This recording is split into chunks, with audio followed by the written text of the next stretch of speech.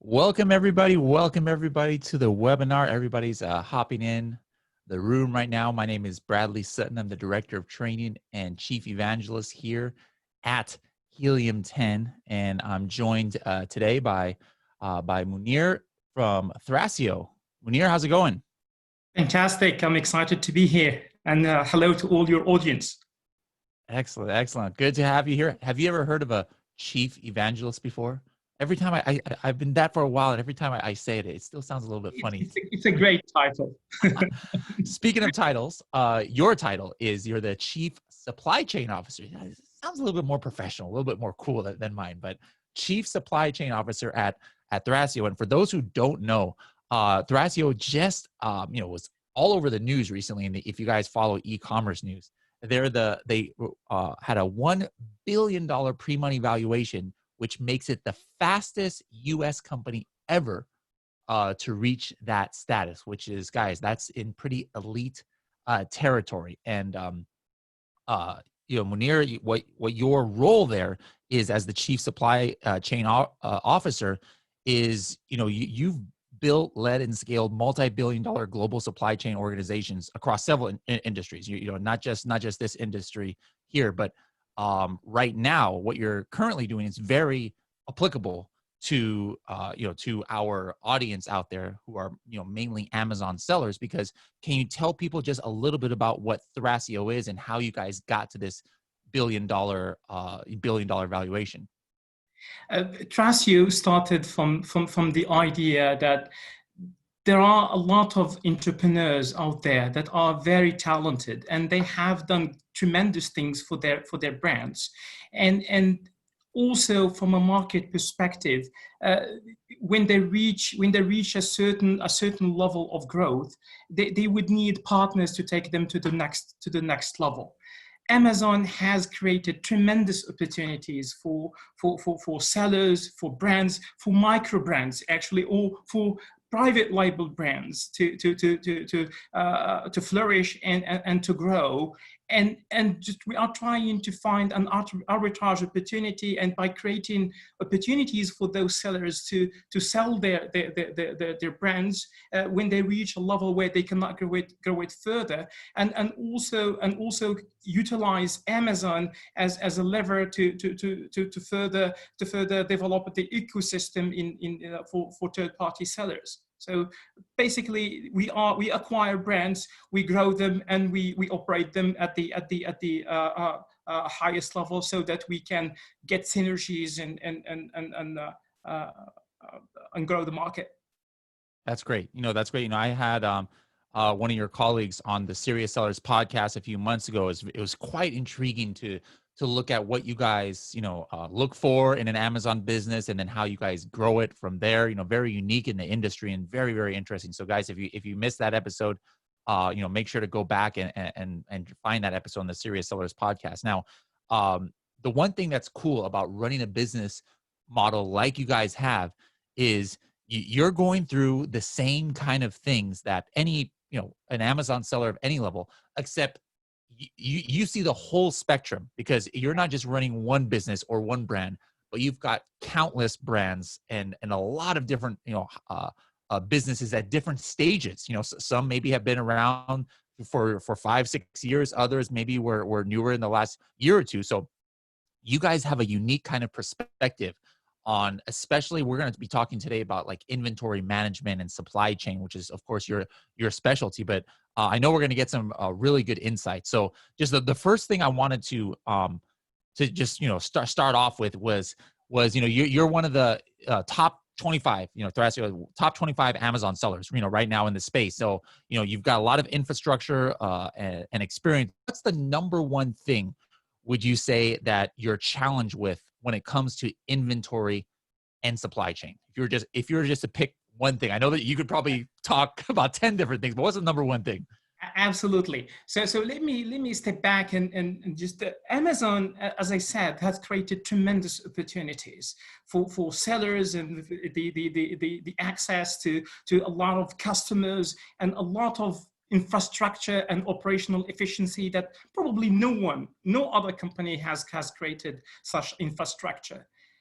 By saying that, they own that infrastructure, and they have the right to dictate just in collaborative manner the rules and the policies around how to utilize those infrastructures.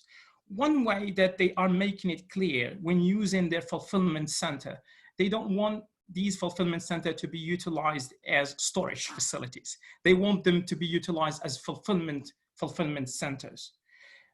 They implemented a lot of tools to preserve this policy, and one of them is the IPI score.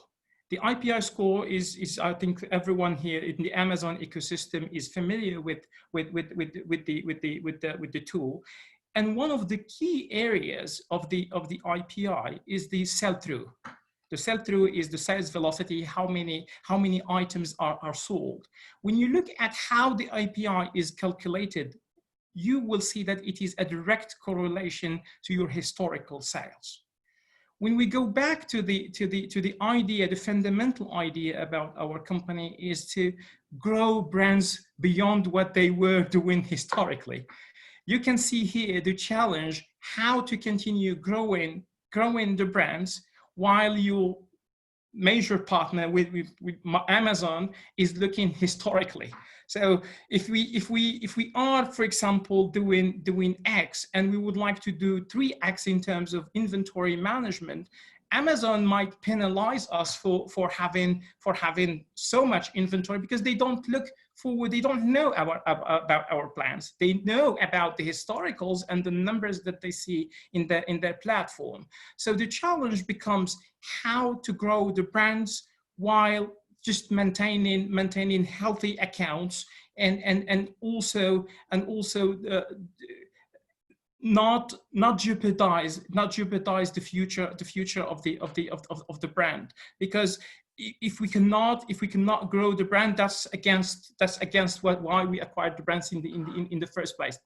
So that's the key. We have a number of things that we do to deal with this situation. The first one, every time we acquire a brand, we start with even doing due diligence before acquiring it. We have an assessment of a demand plan.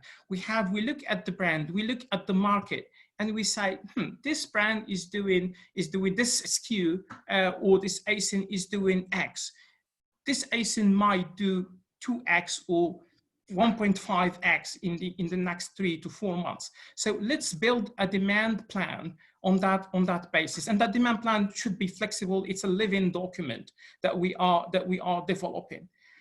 When we acquire the brand, and even during the discussions with the sellers, we communicate these plans to the sellers that are selling us those brands, and we discuss with them how to place orders and to secure inventory to meet future demand. We support them, of course. There are a number of tools that we support them with, including suggestion of financing partners like Yardline or other just agreements that we have with them in order to secure inventory early on.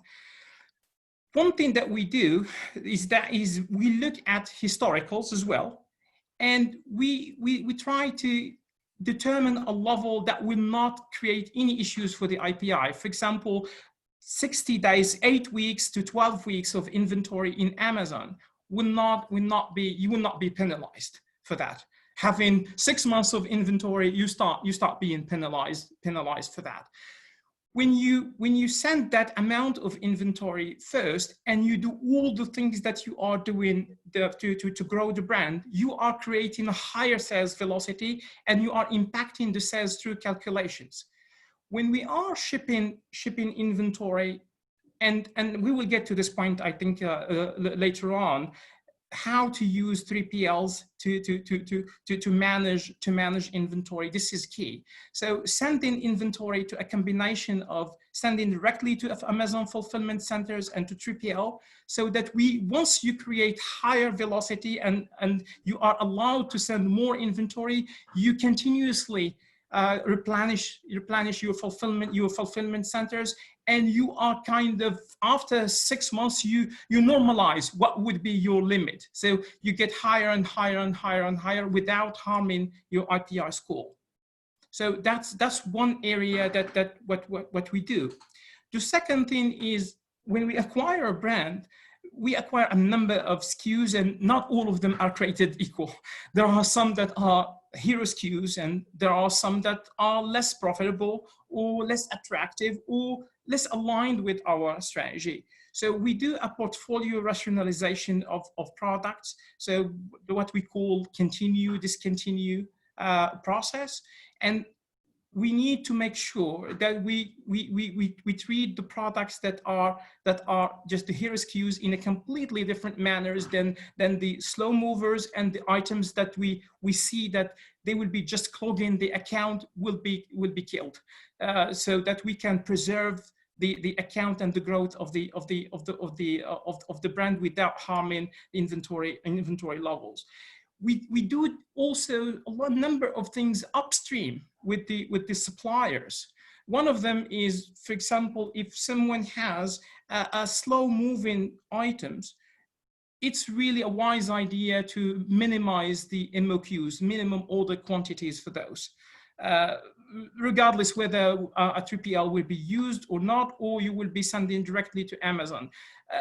Minimum MOQs will allow just less capital invested in and better inventory management. But one thing when designing how you would like to ship your items from your suppliers, whether it's a local supplier or a supplier in China or somewhere else, as much as possible, if you can distinguish between the hero SKUs and the slow movers.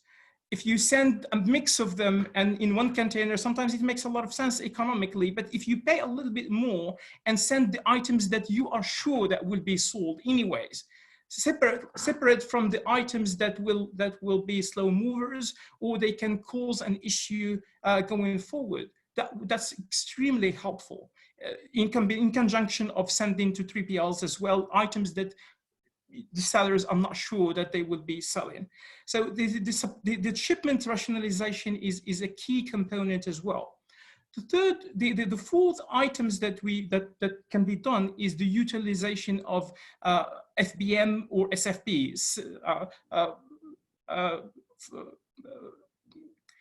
seller fulfilled prime and fulfilled by merchant. When you utilize those, you have more control of your inventory, how it is fulfilled, from where it is fulfilled. The challenge with FBM and SFP is the following. SFP is not easy to qualify for first, because you have to apply for it, you have to qualify for it, and you have to meet sometimes very stringent requirements, probably more stringent than Amazon imposes on itself. In terms it's getting pretty intense. 2 weeks ago, I saw something that I believe by the first of the year, they have to now do pickup and delivery on Saturdays, you know, to be able to still qualify, and a bunch more things. So do you, a lot of your brands have that on their account already, or are you mainly FBA? We are mainly FBA on purpose, that we did that on purpose. But now, after we achieved a certain level of growth and maturity, we are well qualified to build a network of 3PLs that can meet this requirement. And we can go back to this point as well in detail on when we are talking about 3PLs and so forth. The ability to select a partner that can meet the requirements for example, a Saturday shift is something important if someone wants to do SFP. But before you run, you have to crawl and you have to walk and then you run. I qualify SFP as a very advanced level of operational efficiency and mastery. The first one is, if we do FBM well, that will give a good learning experience to qualify for SFP. You qualify your partners, you see the level of return, the level of cancellation, all the elements that will qualify the seller to become an SFP, a successful SFP seller. So with FBM as well, the seller can create alleviate a lot of the pressure from Amazon fulfillment centers, and also can create opportunities for other things that are not allowed when you are fulfilling through the FBA network, including creating a brand. You have more flexibility in terms of packaging, of marketing, access to customers. To customers' data as well, so that you can do a lot of direct marketing. In certain cases, you can also prepare yourself for doing direct to consumers with a very strong it can have a very strong correlation on your conversion rate as well for your Amazon business. So a lot of things can be opened up if you have your SFP or fulfillment FBM network. Okay, so I mean, I think a lot of sellers out there, especially during the last month, you know, they were really concerned about what you were talking about as far as 3PL, you know, goes, and because in the past, I would say the great majority of Amazon sellers, you know, depending on what level they are, probably never even touched their product before. They didn't have to worry about those kind of things. They just go directly from their supplier to Amazon. Hey, no worries, you know. And then, you know, some of the bigger ones, maybe they were like, okay, maybe I'll have a fulfilled by merchant listing just to be able to make sure I have the buy box to customers who don't have Prime, you know, like buyers who don't have Prime. You know, they might miss out on that sale if they don't have the FBM listing, or ones who live in certain countries. But then in the last month now, you know, it's almost impossible to launch a new product, you know, without that. Now, you guys don't have to worry about that, because if I understand your business model correctly, most of what you do is just, you know, building off of existing products and not necessarily launching new products. And so you're probably not having to worry about that 200 inventory limit. But yeah, 3PL warehouses is definitely something that I think is a hot topic right now, because people probably thought, hey, I'm never gonna have to use a 3PL warehouse ever. And now all of a sudden it's like, if I don't use a 3PL warehouse, I can't even get my inventory to Amazon because my MOQ is more than what Amazon is allowing me to send in. Yes. So have you guys had to deal with any of that at all? Like maybe something went out of stock, and then so your limit went down, or anything like that? So just to have a clarification regarding our business model, we also launch new products. Oh, I didn't know that. Good. I learned something there. Cool. We do that, and we do a lot of international launches. So the issue that you described is applicable to us as well. We have been lucky that we have always a forward-looking perspective on things. Before the limitations, we always operate like things will change tomorrow. We had FBA shipments created for a lot of our needs. So that alleviated a lot of the pressure on our brands. In cases where we don't have that, and we are bound by the 200, there is no easy way around it. The only way to do it is to have a 3PL in play and play by the rules that Amazon dictates. So send in the limit that is whether it is 200, or if an existing product is just a limit that is not the optimal limit, send it directly to Amazon. Accelerate the sales as much as possible to increase velocity, so that counts against the performance, and the limit increases every day. Having inventory very, very close to where the fulfillment center or to Amazon is also key to replenish that inventory and try to increase that limit. It's not optimal all the time, because sending small quantities, sometimes in small parcel deliveries, does not require an appointment, could be a little bit more expensive, and very expensive for bigger products. But it can increase that limit very quickly until the seller is qualified to send pallets When you send pallets, you create again, you send more and more. So there is no easy way around it rather than play by the rules. And the key here is the sell-through. The challenge with new products sometimes is the forecast. How much are you going to sell, and whether it will be successful or not. When it will be successful, sometimes it's hard to keep up with the growth, and there will be some period of stockouts. But I don't think Amazon is penalizing for new products in the same way. At least what I believe, for new products as for existing products on stockouts. So you can recover quickly, even if that limit is not allowing you to keep up with the growth. Yeah. If the issue is, again, it's a double sword. If the product is not that successful, the inventory will stay there, and it's just the reverse problem, and the IPI will be impacted. So there should be a balance as well in terms of new products and new launches. Okay. Now, one thing that came up recently, this just came to mind from something you said, is not necessarily just on new launches, but there are some people who have extremely seasonal products.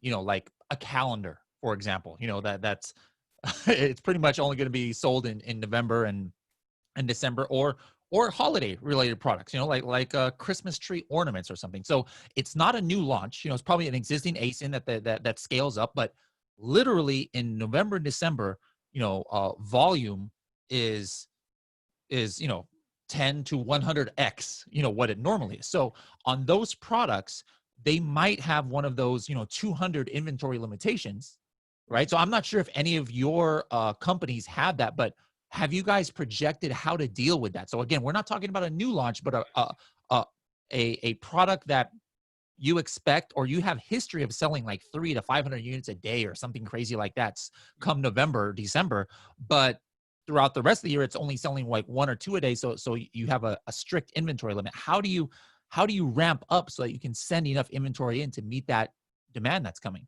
Actually, the first thing is discussing with Amazon. Amazon is also, it has good people who can, when you have access to them, that you can discuss with. When you build a case, a strong case, that look, this is a seasonal product, and this is the limitation this is what I limit your limitation, and this is what I have been selling during this period. They allow for a limit that will be a multiple of what you did for that period of time.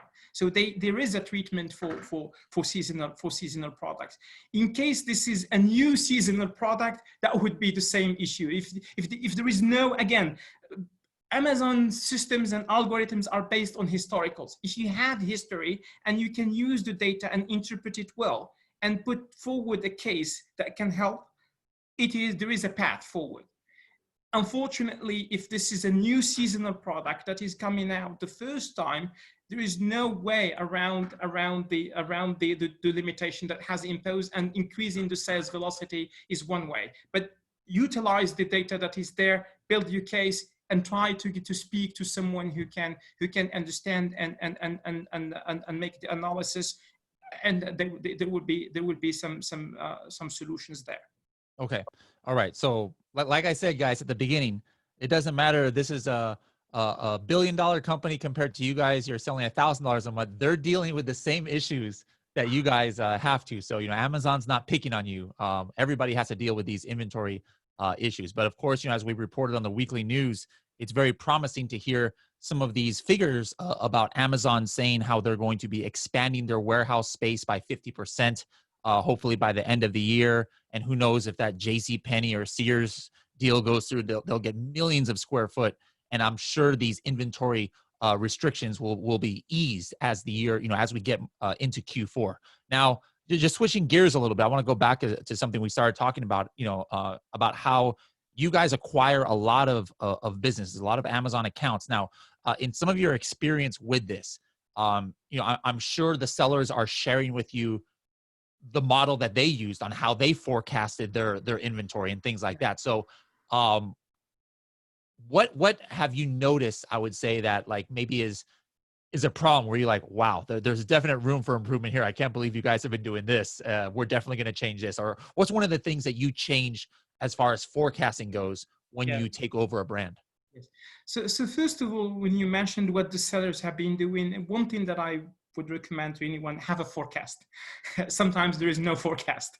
So having one helps, regardless of its accuracy. And forecasts, by definition, they should have a margin of errors, and they are a living document. So having a forecast first helps. How you build that forecast can be as sophisticated as and complex as what Amazon could be doing, or could be just a lot of common sense actions that could help. First of all, when the forecast is built, it should be built on data, on hard data, not on guesses or gut feelings. The sales velocity, the historical sales velocity that most of the sellers that we have experienced, that most of the sellers rely on, is good to a certain extent for certain periods when there are no exceptions. But you have to take into account seasonality. You have to take into account the stock out periods. You have to look at what competitors, what the market is doing. Because when you build your forecast and the market is stable, and it's just, you can predict the future to a certain extent using historicals. But when your market is so dynamic and there are price changes, there are new entrants, there are competitors who are aggressively pricing and driving the supply and demand curves and changing those, you need your forecast to capture all these. And relying on tools like Helium 10, you have very good sales data to assess, first of all, what is the size of the market, what the competitors are doing, and at which pricing and volumes they are doing this, so that you can assess, if I want to sell this, I need to play with these levers. I can play with the pricing. I can do a number of things. So building a model that is catering for exceptions. For when I say exceptions, I mean Black Friday, Cyber Monday, just Prime Day, 4th of July. These occasions sales are abnormal.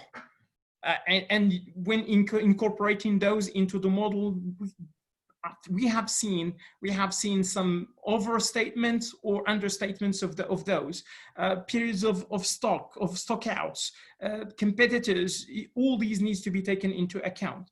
The other thing is when you are building inventory, building forecasts, there should be a balance between risk of stocking out and risk of excess inventory. So when building buffers for demand plans, have a plan as well to avoid excess inventory, to have a PPC campaign that is designed to drive the needed sales velocity. Have a pricing strategy that you could follow just to slow or accelerate demand. Because this is a good lever not to stock out, and also maintain rank and conversion rate. These elements and flexibility give a lot of opportunity for the sellers to have a livable demand plan.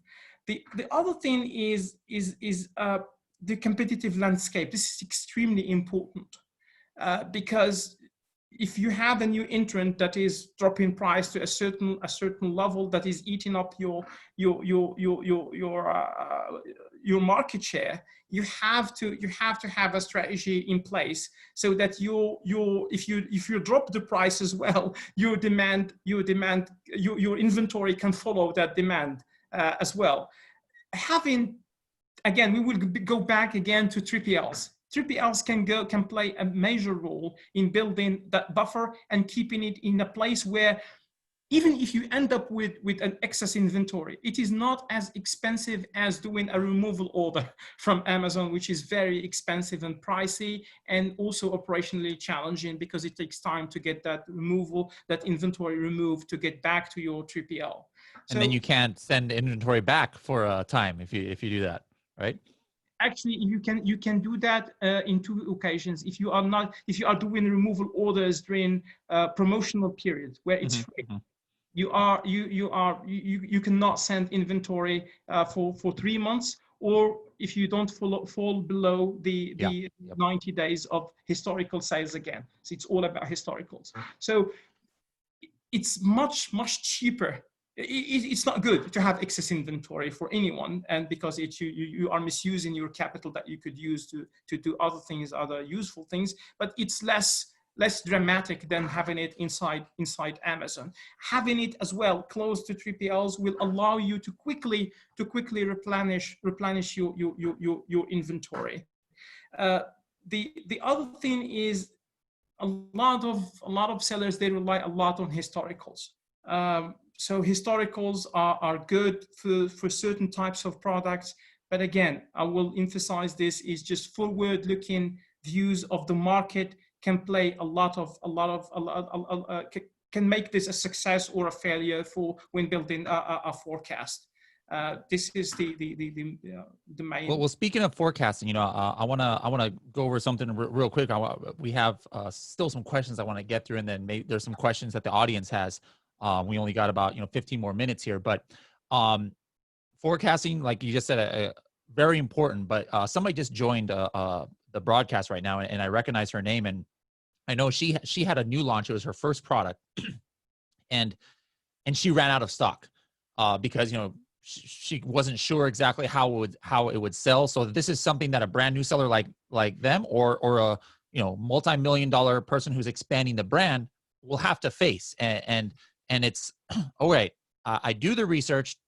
It seems like an opportunity, but how do I know what to order for that first one when I don't have obviously historical data of my own in order to forecast? Once you start selling yourself, it's a lot easier, of course. So what is your strategy on that initial order for a new product, so that you can make sure you're not ordering too much where you're just going to be sitting on this inventory, but at the same time, you're not ordering so little that you run out of stock and you lose all your momentum? This is an excellent question, and I would like to you if someone has, if I say that someone has the exact answer. But there are ways. When you look at all adjacent, if your product is so unique that no one is selling it, which sometimes is very rare, but you can see adjacent products. You guys, you have sales data for all types of products that that are in the ecosystem. You can make correlations as well, and also because this is not only about the product itself, it's about the pricing, your launch strategy as well, how successful it is. You can have the worst thing that could happen, I think in my view, for new launches, worse than stocking out is to build their 1 year of inventory, is to have excess inventory. So for stockouts for new launches could be tolerated, and it gives you an indication if the product is successful. Balancing what is in a 3PL again versus what you send directly to Amazon is key. The second thing is use sales data from adjacent products. Keep there what you think could be enough for you in case the product is successful. You can easily reorder. For example, if you are, I don't know, from the case that you mentioned, where the seller is sourcing from. If they are sourcing locally, the issue will be less acute. But if the seller is sourcing, for example, from China, how much time you need to replenish if you realize that this is something that is really taking off beyond expectation? Is it 60 days? At least send 60 days of inventory, at least 75 days of inventory initially, and go back, and the first 2 weeks you reassess. If your product is selling so fast, at least have a new order placed and produced. If you have good relationship with your supplier, have the raw materials and everything ready so that you can shorten the production time, so that they can react fast when you place a new order.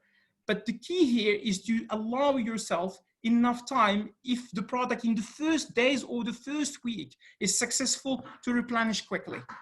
You can also use more expensive methods of shipments, and depends on the liquidity and available for the seller and the cash flow for the sellers. They can use air shipments as well. That could be very quick way to ship. At least for the manufacturing side, have good relationship with the supplier, have them have enough at least raw materials and be ready to produce quickly in case the product is more successful than predicted. If you have doubts about the success of the product, don't send everything to Amazon. Have something on the side. Yes, absolutely. So, everyone else out there, please start putting your questions in the chat. You know, you should have a chat button and says to all panelists. So please start submitting your questions, and we'll start getting to them. But I had a couple rapid fire ones I wanted to do, you know, that are on people's mind, especially, you know, we obviously still are in the pandemic. Things are not 100% back to normal, especially in the Amazon ecosystem. So for example, one thing that I hear a lot of complaints on that we talked about a little bit before is not just the inventory limitations, but even if you are able to send inventory in, it'll take like a month sometimes to get checked in if it's coming from overseas. Sometimes the UPS and the local ones I see a little bit, you know, a little bit faster. But do you see this as going to be an ongoing problem the rest of as we get into Q4, these inventory delays? Should people be building into their forecast like an extra 3 or 4 weeks because of this, or how are you guys tackling that situation? Yes, I think we to be honest, this is the new normal. The situation now this year, it's not only a holiday season with Q4 that normally there are delays in chicken inventory and receiving it when it is delivered.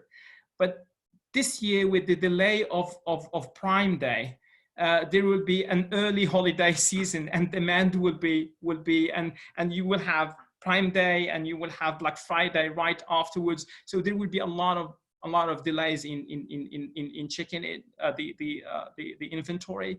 Adding to that, how fulfillment centers for Amazon fulfillment centers are impacted with social distancing and the limited labor availability.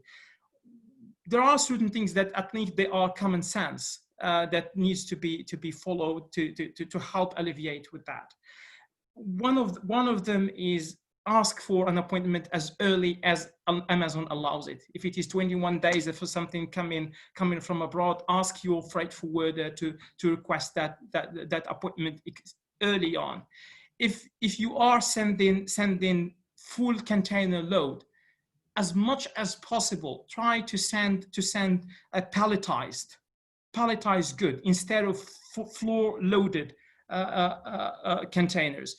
Just for your information, if you put yourself on Amazon shoes, it takes 1/4 of the time to unload a container that is palletized compared to a floor loaded container. The other thing, certain things that needs to be just common sense as well. Respect Amazon dimensions and weights on pallets and on cartons, because just violating those could automatically place your products in a section for violation, and it's expensive and it's delaying the product. Avoid having Amazon to do anything regarding labeling for your product. Everything should be labeled, and don't ask for them to label your product. Use Amazon Global Logistics for heavy products, because for those products, because when they are heavy, they require special logistics from Amazon labor. So they have to have special arrangement for those. Real quick, that's actually a topic that I've gotten a lot of requests on from people for me to write about, like in a blog. I don't have much experience with it. Do you use the Global Logistics Program? And for those who don't know, that's where you get Amazon to actually pick up your product in China or wherever, and then they actually ship it directly to the FBA centers. Are there other situations where it's better to use them as even if it's not these larger items that you're talking about? Do you use it for just regular items because there's faster check-in times or faster transit, or how does that work? Mainly we are using them when we have the items that are split into different fulfillment centers, and these apply mainly to oversized items. Any item that is oversized, sometimes, especially during the holidays, they would like to distribute it across so many fulfillment centers because it's expensive to do logistics with heavy stuff and big stuff for them as well, to what they call the inventory placement across their network. We use them as well for certain items that are less bulky, but it's very limited because we want to have control over the process. You have less control over the process when you are utilizing AGL, and also sometimes it's not the fastest way. It's not fast. When you factor the time to pick up from the supplier, when you add to that the time, because everything that Amazon does is based on planning. They buy space on large space for shipping, whether from a carrier or from a large freight forwarder, and they will not pick up from your supplier until they are very close to the date that they have already planned. So they collect all the stuff that it should sail through AGL. So there is a delay there.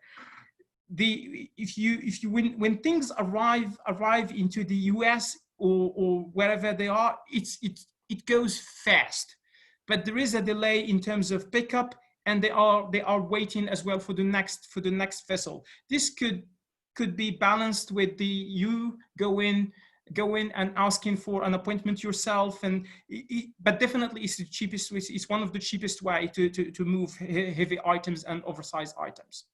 Okay, excellent. We got one question from Takahiro. He's on our broadcast right now, and he was saying, when you send inventory into Amazon, do you tend to send it to one fulfillment center, or do you let Amazon spread it out to different fulfillment centers? He says, I noticed that certain fulfillment centers check in faster than others, and sometimes inventory gets stuck in FC transfer processing. So do you pretty much let Amazon choose, or do you guys ever do that? I forgot what it's called, the inventory placement, where you pay extra money to make sure it gets into one center? Actually, we avoid paying by utilizing AGL when items are doing that. And also we have creative ways when you create the shipments so that it goes to the fulfillment centers, to one fulfillment center in the quantities that you require. One area that you could creatively influence where your inventory would be going is the ship from.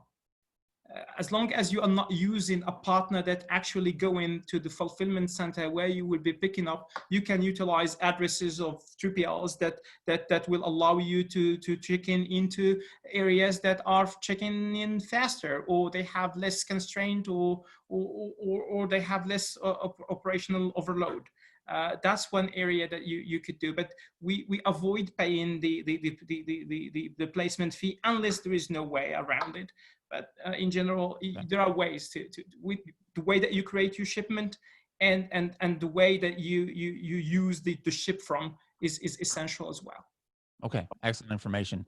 Now, I think a lot of sellers, especially during the latter months of when things had shut down, saw a big bump in sales, as long as they weren't selling like travel accessories or neck pillows or things like that. Like across the board, there's big bumps. Now, going forward, how can sellers deal with some of these issues? We've talked about inventory replenishment limitations. We've talked about check-in delays and things like, hey, they want to keep building off of this momentum that they have built. Is there anything that you haven't mentioned yet that sellers can do? I know we only got a couple minutes left here, but is there anything else that you haven't mentioned that can help them? I think the key here, be very thoughtful about what you send to Amazon. Don't send items that there is a risk that they will be clogging your API score. You look at your API score every single week. No stranded inventory. You sell through.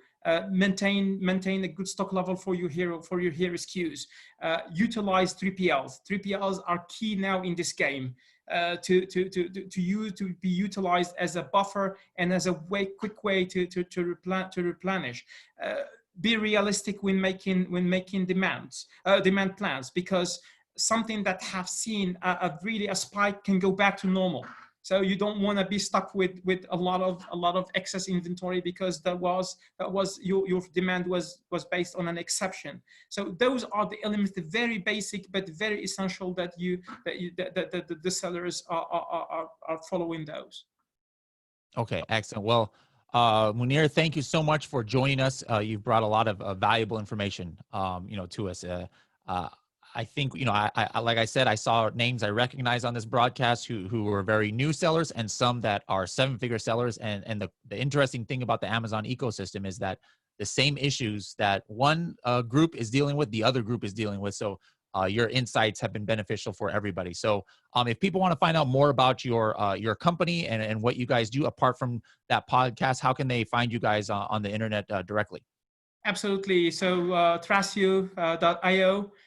Just reach out to our business development team, Ken Kubek. He is our contact with the sellers community.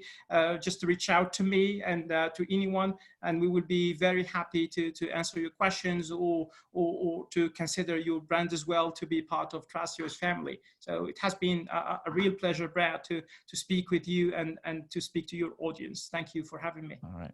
Thank you for joining us, and thank you guys for visiting this webinar. And we'll try and post the replay soon. See you guys later. Thank you.